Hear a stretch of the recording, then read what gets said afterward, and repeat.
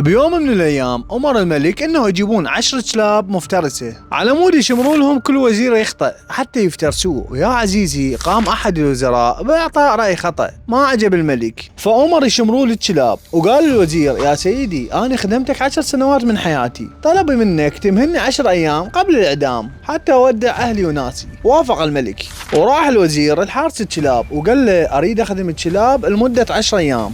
وافق الحارس وبدأ الوزير بإطعام الكلاب والاعتناء بهم وتوفير كل سبل الراحة لهم. وبعد مرور 10 أيام إجا موعد الإعدام، وجابوا الوزير سحل وذبوه بسجن الكلاب حتى الكلاب يتعشون بيه. وكان الملك يباوع عليه هو والحاشية.